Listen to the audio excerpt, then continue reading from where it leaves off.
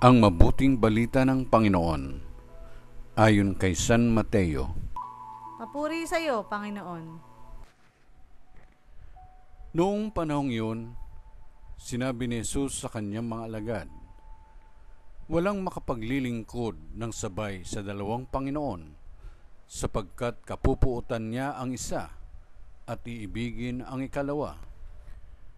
Paglilingkuran ng tapat ang isa at tahamakin ang ikalawa. Hindi kayo makapaglilingkod ng sabay sa Diyos at sa kayamanan. Kaya't sinasabi ko sa inyo, huwag kayong mabagabag tungkol sa pagkain at inumin na kailangan ninyo upang mabuhay, o tungkol sa damit na kailangan ng inyong katawan. Hindi ba't ang buhay ay higit na mahalaga kaysa pagkain, at ang katawan kaysa pananamit? Masdan ninyo ang mga ibon. Hindi sila naghahasik ni nag-aani o kaya'y nagtitipon sa banga. Gayunman, pinakakain sila ng inyong amang nasa langit. Hindi ba't higit kayong mahalaga kaysa mga ibon? Sino sa inyo ang makapagpapahaba ng kanyang buhay ng kahit isang oras sa pamamagitan ng kanyang pagkabalisa? At bakit kayo nababagabag tungkol sa pananamit?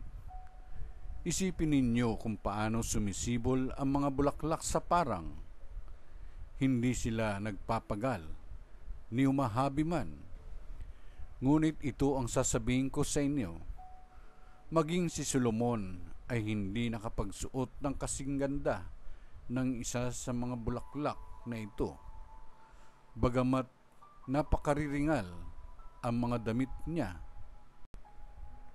Kung ang mga damo sa kabukiran na buhay ngayon at kinabukas ay iginagatong sa kalan at dinaramta ng Diyos, kayo pa kaya? Kay liit ng pananalig ninyo sa Kanya. Kaya't huwag kayong mabalisa tungkol sa inyong kakanin, iinumin o daramtin, sapagkat ang mga bagay na ito ang kinahuhumalingan ng mga taong wala pang pananalig sa Diyos. Alam ng inyong amang nasa langit na kailangan ninyo ang lahat ng ito. Ngunit pagsamakita ninyo ng higit sa lahat ang pagharian kayo ng Diyos at mamuhay ng ayon sa Kanyang kalooban, at ipagkakaloob niya ang lahat ng kailangan ninyo. Kaya, huwag ninyong ikababahala ang para sa araw ng bukas. Saka na ninyo harapin kapag ito'y dumating. Sapat na sa bawat araw ang kanyang mga suliranin. Ang mabuting balita ng Panginoon.